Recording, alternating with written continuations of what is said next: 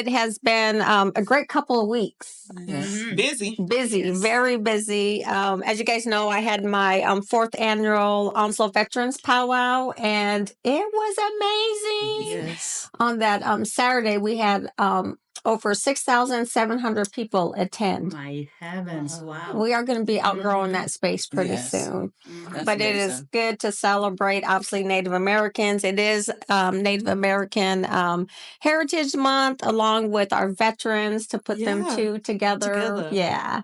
Because if people don't know, Native Americans are the highest serving ethnic group per capita that's been serving in the military since World War II. Wow. Mm-hmm. I did not know that. Yeah. Yes. Yes. Mm-hmm. So very Taking proud something to that was serve. taken from you. Oh yeah. And I did get asked that. I was in Our State magazine, and they asked me that. Why do Native Americans serve at such a higher rate than other ethnic groups? It's because we want to protect the land. We've always been protectors of the land. We definitely don't believe a person should own land, because land's going to be here long after we're gone. Obviously my tribe is the Sioux tribe and the Winnebago tribe in Nebraska, but the Sioux tribe were nomadic. They lived in teepees and moved with the buffalo. So there was no land that was specifically for a family or a tribe. It was just free roaming. In a way, it's a legacy. Yes. So we continue to protect the land, but not so much for us, but for future generations. Right. That's what we fight for, to make sure everybody's free, because as you guys know, with Native American culture, we weren't free. Obviously we're still on reservations. People are amazed at that. We got reservations that don't have running water.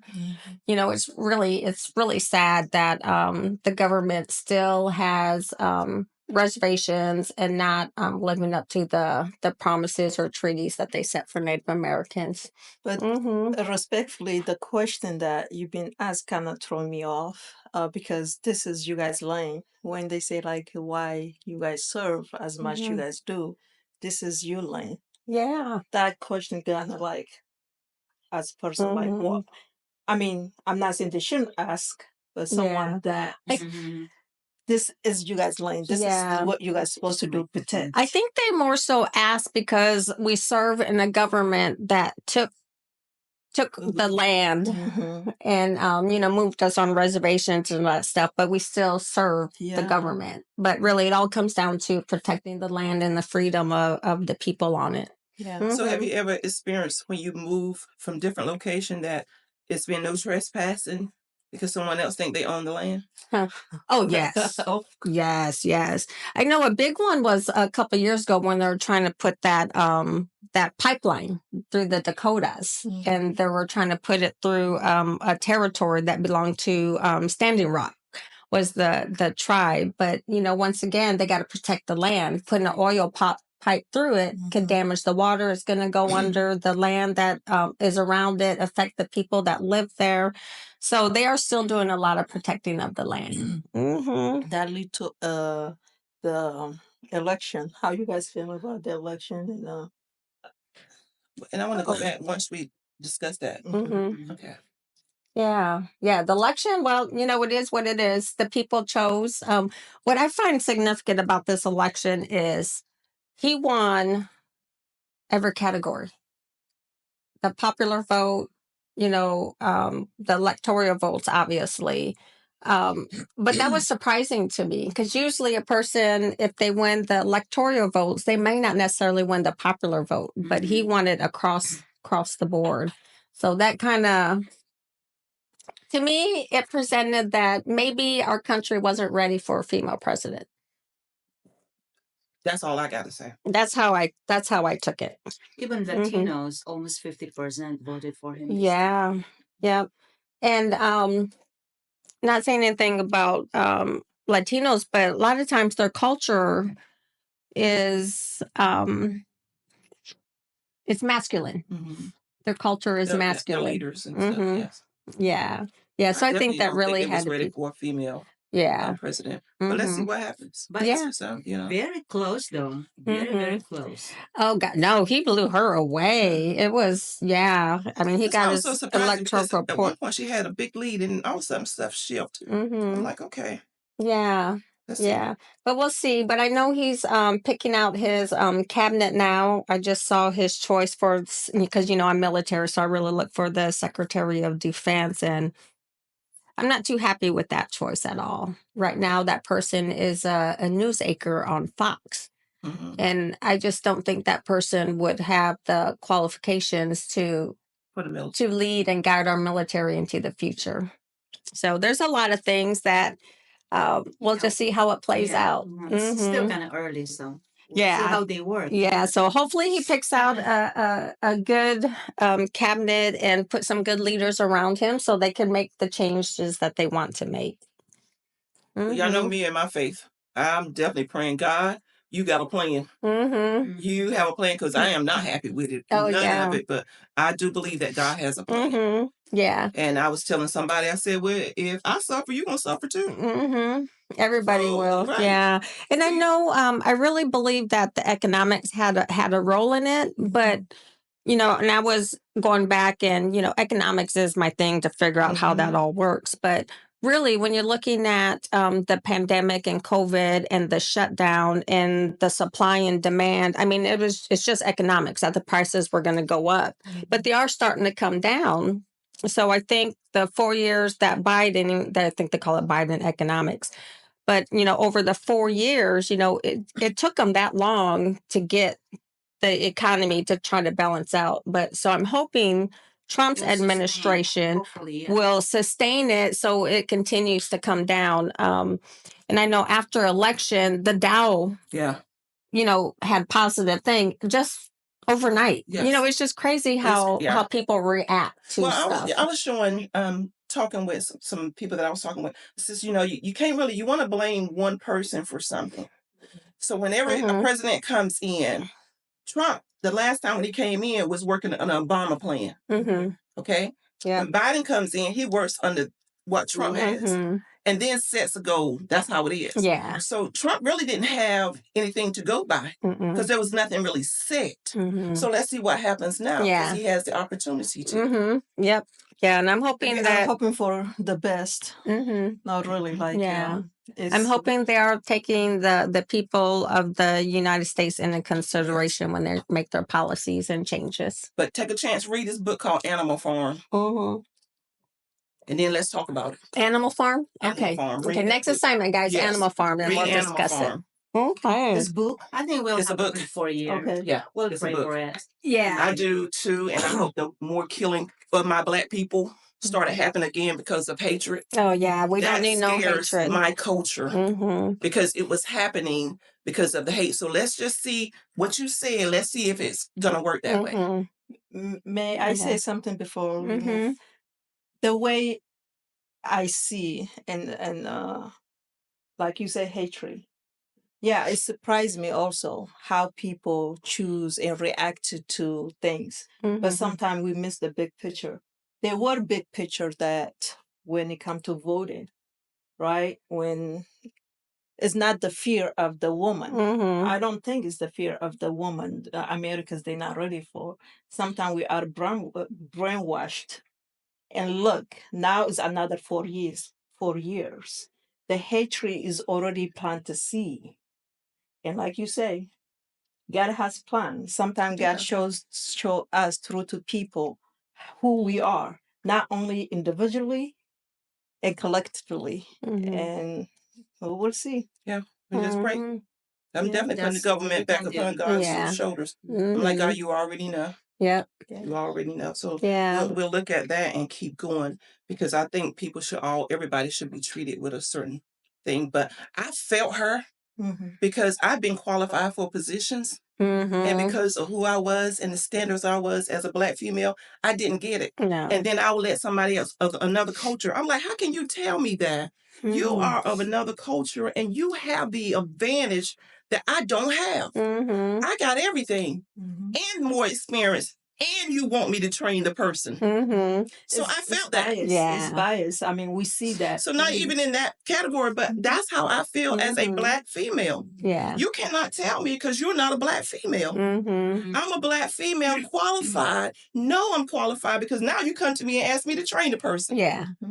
Yeah. It's bias. It is bias. Like let's face the reality, and knowing that what Trump he has done to so many cultures, so many people, and he's still selected to be president of our country. Well, we have a new president now, and Well, no matter how you cut it off, we'll see this 4 years. He's been president before. He's just reselected and he did again. a great job as well. Well, he didn't, but okay. But I think with me it was just personal because I was like, oh my gosh, I've been there. I felt that. Yeah. I've been there. Yeah. The truth And that's is not even in, that's just life. Yeah, the truth is people pick and choose what they want. They really do. People pick what they want, but the end of the day, the end of the day, every choices we make, if we vote or whatever choices we make, is not only affect one person, it affects families, it affects the countries. So whatever choices we make is not only about one person. Yeah. It's not. Yeah, yeah. And we definitely know that, but we'll just see how the next 4 years pan out and see. But I'm really now I'm really watching on his cabinet on who he's putting in those positions. I did see the Secretary of State. I think that is a good choice that he selected for that. I think that is a good choice. It's just the Secretary of Defense. I'm not keen on that. I think we need somebody with more qualifications to be in that, especially when you're talking about our military, which is the strongest force in the world. We definitely need strong leadership there. But we'll talk about that more. Let's go with the local. Oh yeah, local. I'm like, what in the world for local? Now, I believe in picking them based on qualifications. But when you go somewhere and you don't see no diversity, yeah. I said, what are we, 13% of African American people in the world? We're more than that. But you see no diversity on a lot of stuff. Oh yeah, yeah. And you're right. Our local election, I totally agree on that. And then here's my thing about local elections is who's doing the work and who's not. Why do you continue to elect people who've not performed in the last 8 years? Right. Change has to be made, especially in our community. I mean, our community is small. Everybody knows everybody, even though we're a large community. But there's so much stuff that our community lacks that we got the same leaders in place that hasn't made the changes that needs to be made in order to bring us up to where we need to be, especially for the military that are in our community and are serving here. I mean, our roads, our schools, we ain't got public transportation that is well here, but the list could go on and on, but I don't want to dwell on that because we got a great topic today. Today we're going to be talking about Runaways, which it's staggering the statistics on how many runaways are in the United States every year. Obviously, runaways become homeless a lot of times, or couch surfing, as you would call it. And a lot of them become trafficked. Yes. A lot of stuff happens to runaways and they're so young and vulnerable. But we got a special guest with us today. We got Officer Taylor from the Jacksonville Public Safety Department here in Jacksonville, North Carolina. Welcome. Thank you. Rudder, Officer Rudder. Taylor Rudder. Taylor's her first name. I knew I was going to mess that up. No, it's fine.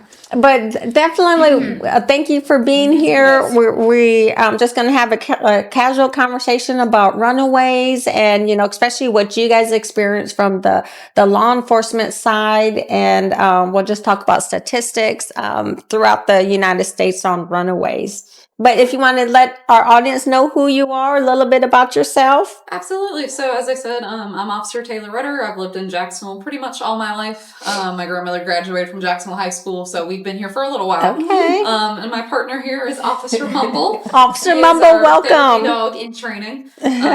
He's about a year and a half old golden retriever. Okay. But yeah, so yeah, a lot of we do take runaway calls. Almost every day.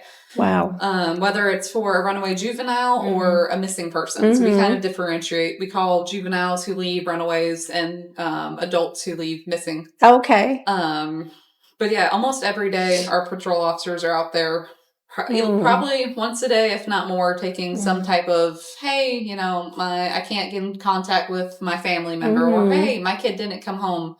And then sometimes it turns out that the kid's hanging out at their friend's house next door and they didn't realize. Or just that, the family members, their phone's dead and they haven't been able to get a new one. So that's how it often turns out, but unfortunately that's not always the case. Yeah. I know with the statistics that I looked up, it said between 1.6 and 2.8 million youth run away from home each year. That's a whole lot across the United States, especially when you think about how many predators are out there or what can happen to a young person. Because the ages for a teenage runaway is 13 to 17? Yes. 13 to 17-year-olds. And then I'm thinking about how I was when I was 13 years old. Oh my gosh, I don't think I could shop at a grocery store at that time. I don't know. But I can imagine leaving home, not knowing where you're going or who you're going to meet and what can happen to you at that young age. You don't think social media play a major part in a lot of them running away now? I would say it's definitely a big part. They might find a quote unquote friend online, like, hey, let's go hang out in the park today. And, they've been talking online for a couple of days and now they think they're good friends. So they go and hang out and then it's not the person they think it is. Or just, now the social media is truly international. Oh, yeah. It's, I have friends from across the country and you're going to say I can't walk down the street to go to the park. It's like, you're 13. I can come with you. But yeah. So I'd say social media definitely plays a big part now, because it's truly global and you honestly have no idea who you're talking to. Oh, yeah. I know I tell my children all the time, now they're 18 and 19, the youngest ones are, but don't accept a friend that you don't know.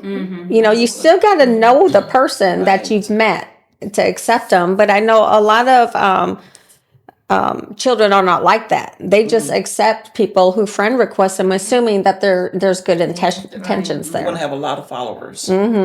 Yeah, it comes down to a numbers game. Yes. So when you receive calls like that, what are the top reasons why they run away? There can be a lot of different reasons. It can be, a bad home life. So the child is trying to escape maybe abuse or drug use in the home. Or it could be something as simple as, it is a good family. It is a good house. And the parents were like, hey, no, you can't go out tonight because you have to hang out. You've got to do your homework. And the kid's like, oh, well, I don't want to do my homework. And then they just leave. Oh, yeah. So it can go both ways. It can be, bad circumstances or the kid being a kid and being like, okay, no, I don't want to do this. And then they walk out. And I think as a parent, you got to know your children. Because I have, 2 daughters. One lives in Charlotte and the other one lives in Durham. One is good at letting us know when she made it home. My other one, not so good. So we're like, a couple days, hey, did you make it home? Oh, I forgot to let you guys know. Yes, I'm home. But we got Life 360, so we know she did. So there's so many apps out there available where you could kind of track and know where your children are.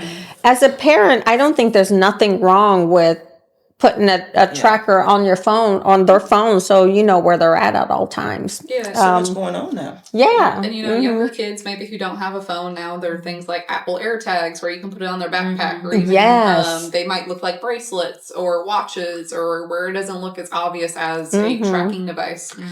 So for kids who might not have phones, I know there are quite a few parents out there who do that too. Yeah. And I'd love to hear from the audience on how you guys feel about putting a tracking device on your child. My daughter went to Belize and then she went to Greece, and I was teasing her that I'm going to put a tag on her in case something happens, especially when she went down to Belize, because you hear horror stories about people going on vacation and not making it back home. So I was very, very nervous about that. And got a message from her friend who she went with letting us know, hey, Andrea's, oh, sorry, Drea, I just said her name. Her phone is not working properly. So we were like, wait a minute, is this really her? We had no idea. So on her second trip, we gave her a code. You got to have your friend put this code in so we know it's you, or a password or something. Yes. Yeah, because we didn't want to go through that again. Like we were like, oh my gosh, have you heard from her? Oh my gosh, is this really her? Who's this? Yeah. Right. Yeah, it's scary. And even on people that's dealing with dementia or mental health issues Yes. would be a good way to put a device. Yes. Because I Mhm. see it all the time, missing person. Mm-hmm. Somebody walked away, you see it on Facebook. But I noticed, and I don't know if it's real high now, that parents sometimes would drop their kids off at the mall. Yeah. And they go from one door to the other door. Yeah. And beyond that, we don't know what's going on. Right, that's right. Yeah. So have y'all seen a lot of issues with that? On occasions, we'll get calls of, juveniles causing some type of disturbance in the mall, and, we get there and it's like, where are your parents? Oh, we're just here for the day. Oh, okay. I mean, I don't, and it does happen. I think it's getting a little better, but it's definitely, sometimes we'll get a call to one of the restaurants there. Yeah, we got a bunch of kids who are being crazy. And it's like, oh, okay. And, typically they're high school age at that point. Maybe they drove themselves. Sometimes, though, it is parents just dropping them off. And it's like, okay, you guys have fun. Do they run away from that point? Have you seen any runaways? I personally haven't. Okay. But I am absolutely sure that it happens. Wow. Is there a season that's higher than others with runaways? No, I'm not sure. Personally, I'm not sure. But do you have any statistics for that one? Yep. No, I'm looking now. It doesn't look like there's any stats on that. It does say this is a good the return rates on how many of them return home. That's what I was trying to. Yeah, it says about 1/5 of runaways returned home within 24 hours. So that's probably one that was mad and went off to his friend's house and because they get hungry, they need to go home. they get hungry, or their friend's mom is like, "Why aren't you going home?" So what about the one that most of the time they post on social media? Like I always repost it when I see, and they didn't find for a few days. They find the child, then they miss again. So do you guys get that a lot? Yes, there are definitely some who are habitual runaways. So they will, will get called out there. Hey, she ran away again. Okay. So we'll take the report. We'll look at, all the spots that she's been found at before, their friend's house. They'll come home, a couple days later. And then probably about a week later, they run away again. So I guess on those ones there, on the habitual runaway, so at some point, does like a therapist come in and talk with them and see what? Oh, good. Okay. So there are plenty of resources out there, whether we can refer them to them or like in-house resources. So like we have an in-house psychologist. Yeah. And we have a social worker, a substance abuse counselor. They're a fantastic team. Yeah. We've called them in before, like, hey, can you just sit down, talk with them and see what's going on? But sometimes these kids they don't want to talk to us. They don't want to, it's, oh, I just went to my friend's house, or I don't want to talk to you. It's like, yeah, and, they still have to. It's not that we can make them talk, but we have the resources. And of course, there's outside, we can refer parents to like, hey, maybe you guys can go seek another, a clinic that's in town and try to talk to someone who's not associated with law enforcement, or, just try to some type of mental health help maybe. But it's definitely after a certain time of them continuing to run away, it's definitely that's brought up. Oh yeah. So is there a program with both the children and the parent come together? So there are probably a few clinics in town that specialize in something like that. I don't know any off the top of my head. But that's something the parents would have to look into, right? And work on that. But it also says 3/4 return within 1 week. So when you're talking about gone for 3 days and they come home, then they go out again and come back. But it says less than 1% of runaways never return. Do you think drugs or anything else plays a factor in that? I'd say probably, especially as they get older.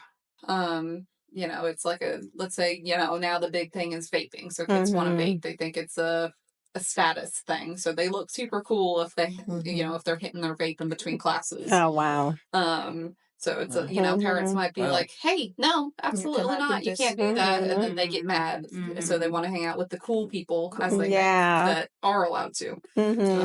So it's kind of similar to back in the day when we were going to school, the smokers. The smokers had their own little spot that they went to smoke or whatever. And those were considered like the cool kids or the bad kids or, ages between 13 to 17 is very crucial. Because it is. These are the age that they're very sensitive. They don't want to do anything. very impressionable too. Very Stubborn. impressionable. They're very stubborn. No, really stubborn. Like I have coworkers. She say that I don't want to say. She say her teenager daughter's like, "Ooh, Wow. she just want to hang them," and they very stubborn. Especially if, like you said, they want to be cool. They hang out with cool. They want to fit in, and not every children, like she say that run away because they have bad parents. Sometimes they don't want to follow the rule because the people they hang out, they have influence, and because they don't want to do, they cannot do here. So now they have friends that they can say, "Hey, you can come here. Let's go, and let's go this weekend. We have." It's teenagers. They very. I mean, I can speak from my own experience. When you make your mind. I mean, it's an important thing for parents to know their kids' friends, but of course, with social media, you might not end up knowing all of them. They're not going to talk about the ones they hang out with to get in trouble with. But it's definitely important for parents to try to know who their kids are hanging out with and all their friends. So, like, instead of just saying, "Oh, Billy went over to Bob's house." Okay, well, what's Bob's last name? Do you know his parents' name? Where does he live? What's Do you have the their phone number? Exactly. So in case it's like, well, he said he was going to Bob's house, but it's been a day. Okay, well, where's Bob live? Oh, I don't know. Yeah. So having that information is definitely important. That's scary for a parent. If your son or daughter says they went somewhere and you have no idea who that is when they don't make it home. Oh my goodness. But here's the educational portion of it. It says that runaway youth are less likely to graduate from high school. So decision that they make as a teenager can affect them into adulthood. Long term. And that's reasons important is when your children tell you they're going to go friend's house, ask, I would like to ask your friend to send me her mom or her dad phone number. Because that's why I tell my daughter, like, send me your friend, her mom or her dad so I can talk to them. And I'm going to drop you off and then I'm going to pick you. The same when they come to my house. Sometimes they have a sleepover. They come, we sit down, we eat, and they leave. So it's very important to have that. You're not going if I don't know the parents who they are. Oh, yeah. And I think parents need to take a more invasive role in their children's life, too. And, a lot of people say with social media now that, a parent can't, know what the passwords are or, hey, someone's paying the bill. No, they need to have access to what that child. I mean, the parents are paying the phone bills. They're probably paying for that phone they got or the tablet they got or the computer they have. I think the parents, by all means, should know those passwords, know exactly who they're going with, who they're hanging out with. And I'm fortunate enough that my kids bring their friends over to my house, which I don't mind feeding a bunch of teenage boys as long as I know where my kids at. Right. And that's important. Call it the Kool-Aid house. Oh, yeah. Welcome to come here. But so many parents now trying to become their kids' friends. So young. Instead of being the parent, the one that's setting some discipline. They're trying to be friends. And that's what happens.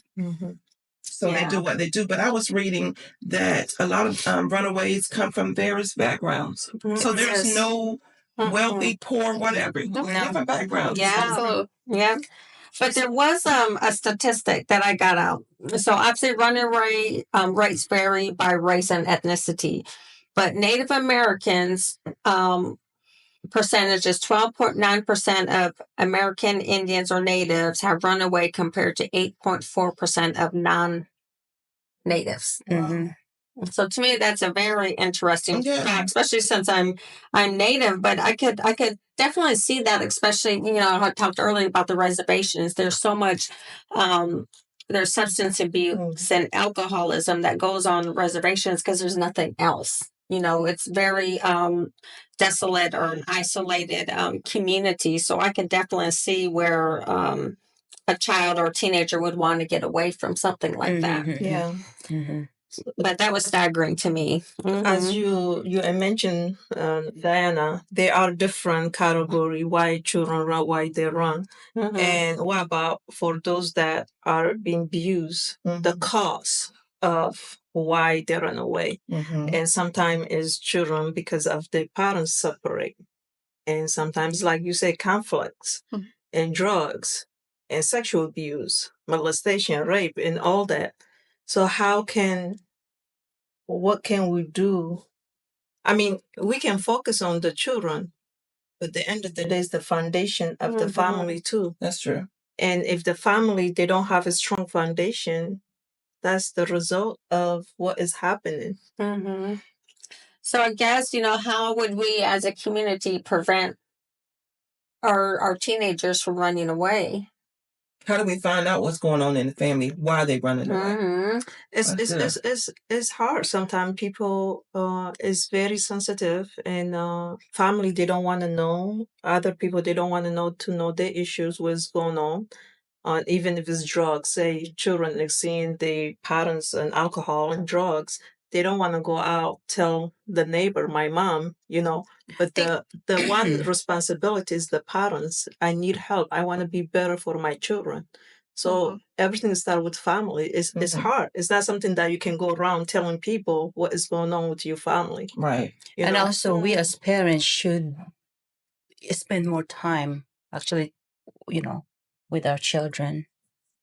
Right. Yeah. But let's get to know the children and who they're with and everything. I was a nosy mom. I'm telling you. Hey, I'm the same. I'm the same. Drawers, dressers. You ain't locking no door in this house. In this house. You ain't making no. I didn't do that. No doors locked. Yeah. Not in this house. Now, as they got older and stuff, they could. But I was. But I question everything, and I know my kids probably hated me for that because they're like, why are y'all asking these questions? And I'll be asking some serious questions. I'm like that, Raquel. Yeah. I think one of my children is like kind of staying away from me. Yeah. It's just a love you show. It's hard. Right. It's to protect them. It's hard. It really is. So there is I want to put it out there, especially for the young people watching or parents to share this number, but there's the National Runaway Safe Line at 1-800-RUNAWAY. And then they can also text for help, the number 4 and help spelled out. And it's a nationwide service offered by Safe Place to help teens connect to close locations where they can get immediate help and safety. So I think that's important that we also share that resource out there for families, especially I think as a parent, sometimes when your child is troubled. You definitely know that. And I think it's something to sit down and talk about with your child, no matter what age they are, to let them know that, this is something that happens in life. Should you find yourself in this position, there are resources out there. I think as parents, we don't talk enough about the resources available for children. Yes. Now, when they're in school, I just want to say when they're in school, maybe they can't talk to the parent. But there could be somebody, a trusted individual that they can actually talk to. Because if they're in a family abuse situation, who do they go to? Exactly. Yeah, some children, they more feel comfortable to talk to an outsider than people in the family. Like sometimes they feel like they don't understand the one's hurting is there. Right. Like, so it's hard. Like if I tell you, you're going to tell the person that hurt me. So therefore, I'm rather to escape than being here because nobody here, they are the one that's supposed to protect me is hurting me. So a lot of cases, children, they feel more comfortable talking to an outsider or they trust and they feel like shelter outside than in the house. Yeah. And I'd be curious to know if this information is posted in high schools or middle school, whatever age group that is on, we got the national number for suicide awareness or mental health, which is 988. I wonder if that's posted in school so the young people would know that. But a lot of them probably are good with their phone where they can find that information out. But I think having something readily available for them might help. Or maybe even in school talking about to open up the door for conversation. Yes. I think a lot of time with conversation is what's needed. A trusted conversation that even though I'm going to say this, you're not going to go back and run me out. Let's talk about it and figure out where we go from here. Yeah. I think that would be really needed in the school systems.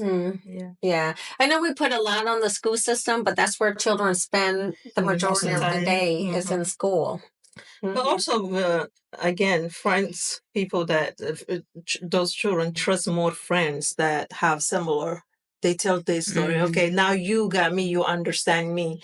And most of the time they're drawn to the same similarity they're going through. Now they're not helping each other. Right. They're not helping each other. They're just drawing each other to and bad path. Like, you know, I had a son. He trusts more his friends because they were going through the same.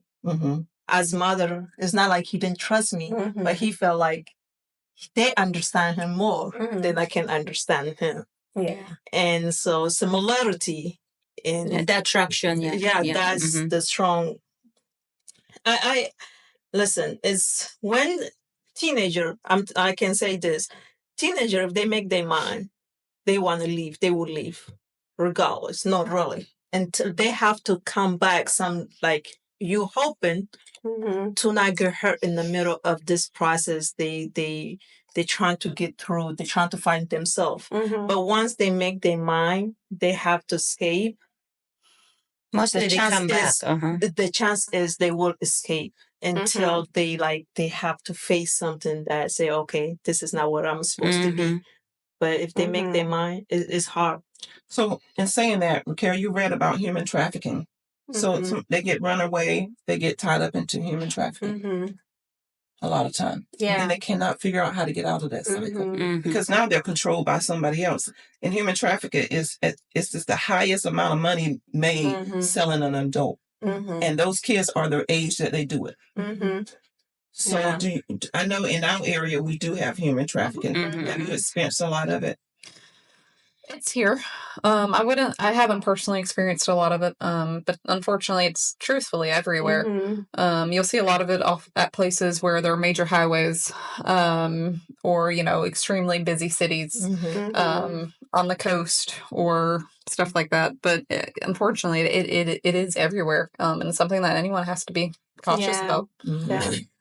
And I really think the laws need to be, stringent on those who are trafficking, but most importantly are those purchasing.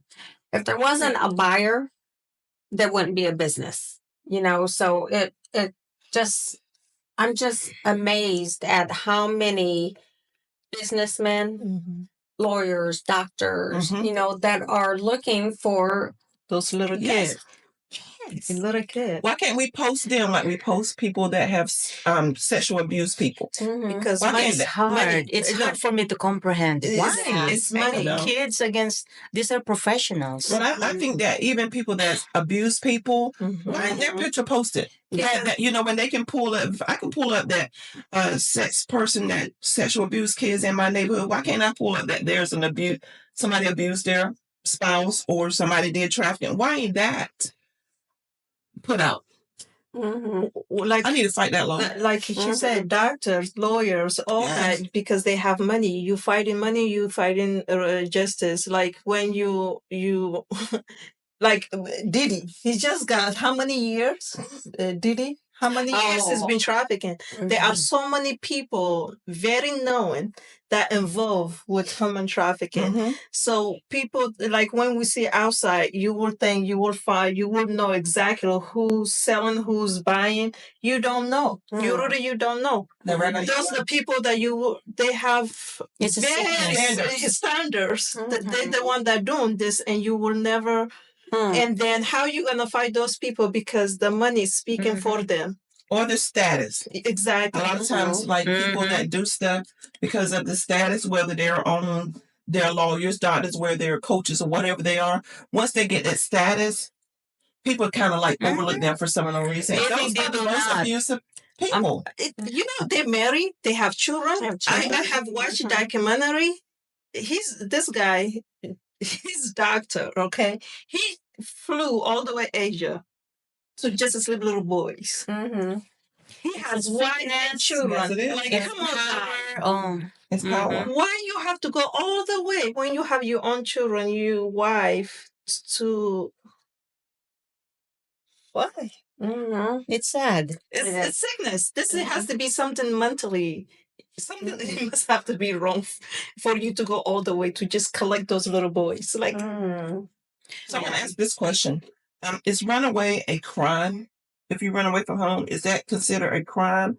And how can you hold parents accountable, or should parents be held accountable? That's a good question. That's a good question. So, you know, in the state of North Carolina, the juveniles are considered anything under than 18. So there is juveniles then thus can't be arrested like, you know, adults can. However, we do have a juvenile petition process that is similar to, it would be the equivalent, but it's kind of like paperwork. So a juvenile detective can write out what we call a juvenile petition. And typically it's for an undisciplined juvenile. That's kind of a catch-all.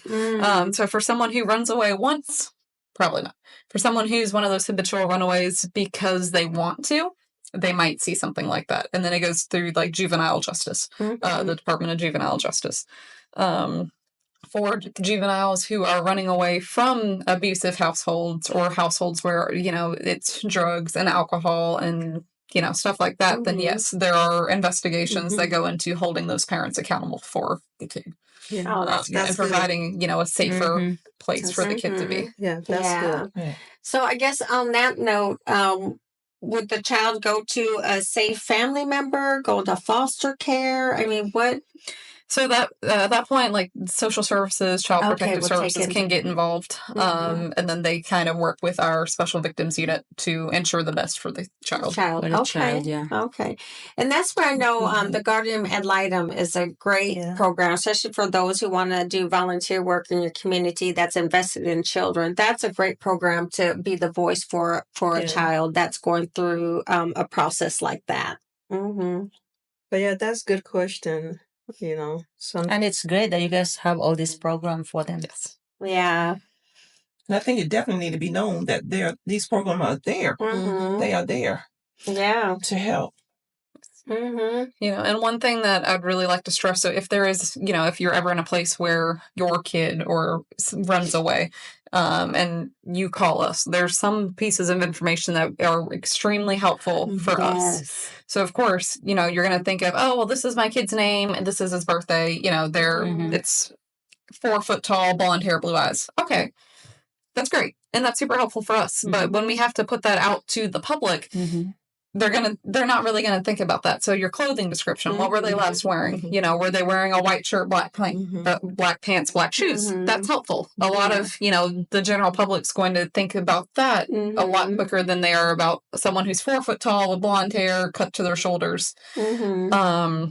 You know, like we talked about, their friends. So just saying, oh, they might have went to Sarah's house isn't super helpful. But saying that, you know, their friends' first and last names, exactly that address of where their friend is, their parents' phone number. So we can go there, we can knock on their door. Hey, you know, we're looking for Sally, is she here? You know, we can come in, we can like, hey, when was the last time you saw her? You know, but as compared to just saying, oh, Sarah's a friend. Okay, where's Sarah live? I don't know. What's Sarah's last name? I don't know. It's not super helpful. That's right. Also making sure you have a very recent photo of your kid.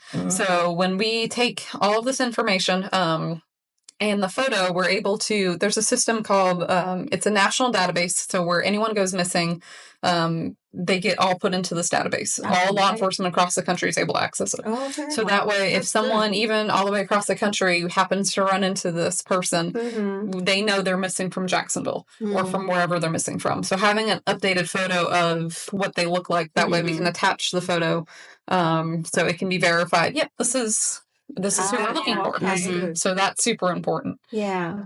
And probably markings too, like if they got a mole or so knowing, you know, birthmarks, tattoos, if they have any piercings.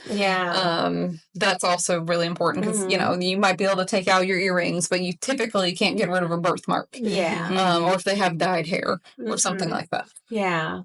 Very helpful. And make sure we all get that number when they call. Like, I think there's a number when it's a runaway or something. My phone go off. Everybody get that number? Yeah. Yep, I get that too. Do you get that, Agnes? Yeah. Yeah, because we had a gentleman last week, Yes. right? Yeah. Last week, a gentleman.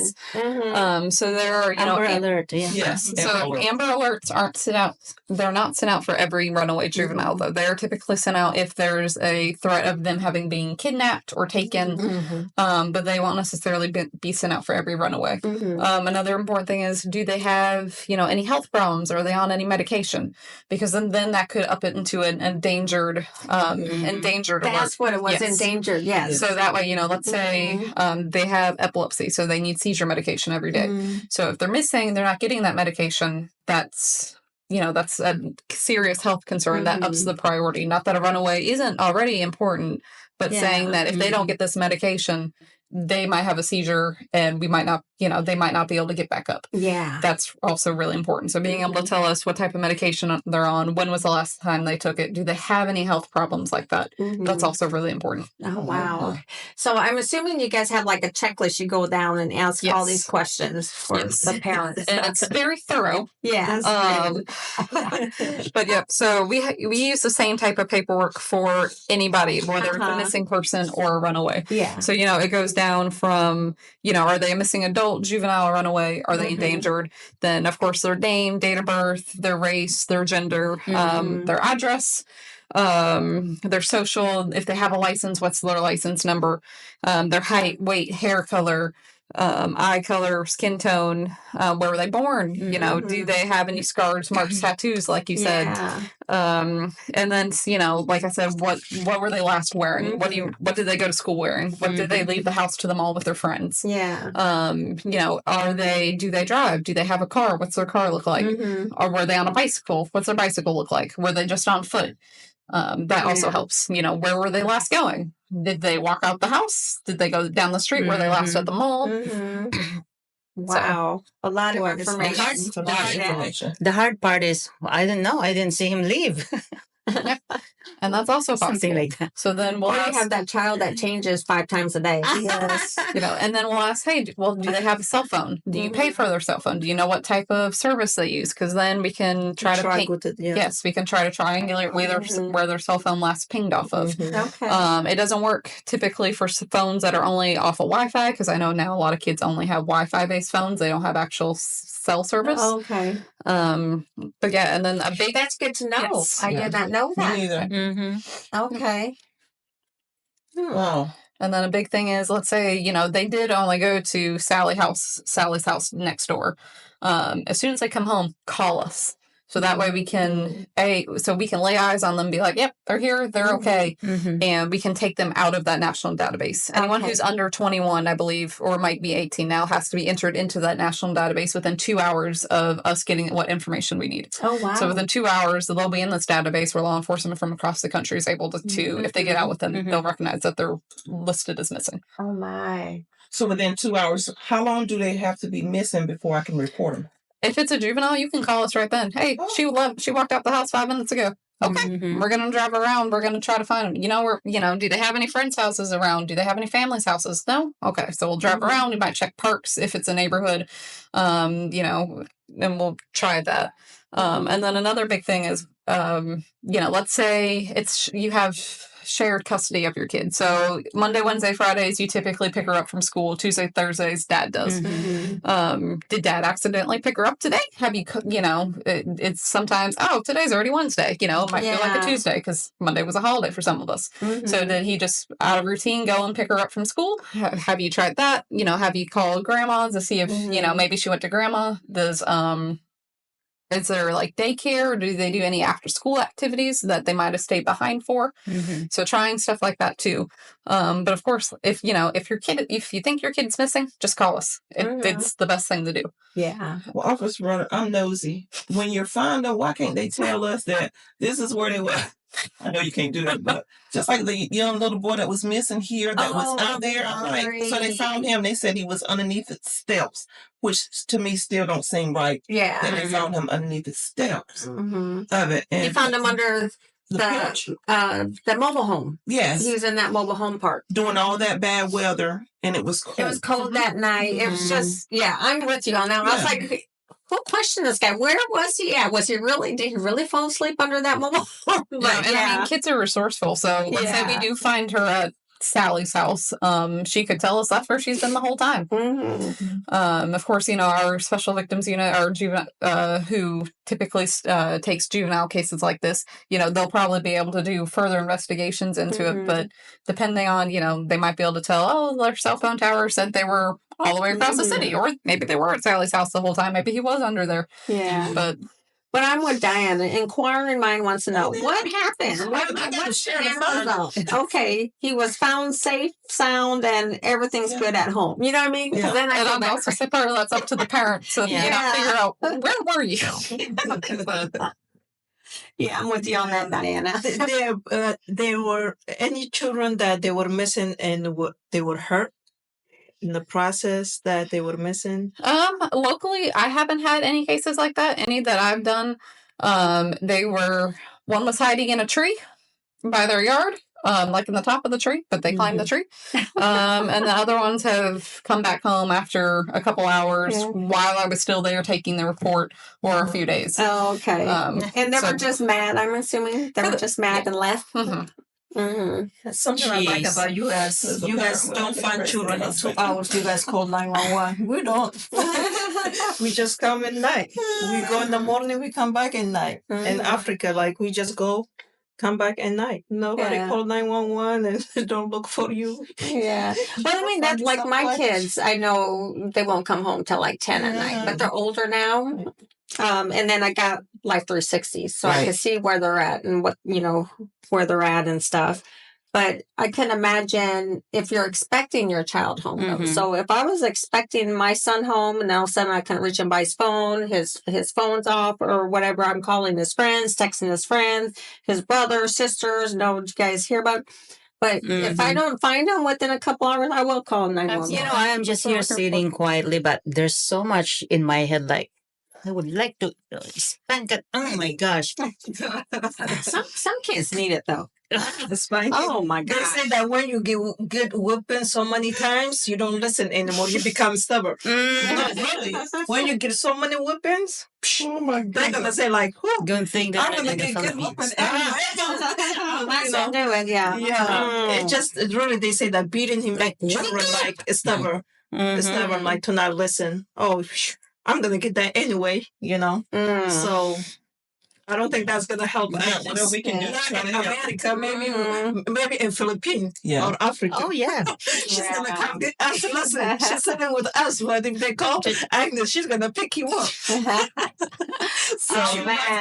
What a great discussion, Diana. Yes, great discussion. Thank you, Officer Rutter. Yes, ma'am. Thank you, Officer Mumble, even though he's you sleep or whatever's going on. But we are still looking for sponsors. If you guys are interested in being a sponsor, we're still looking for sponsors. But thank you for being with us today. Don't forget to like and share. We'll see you the next time.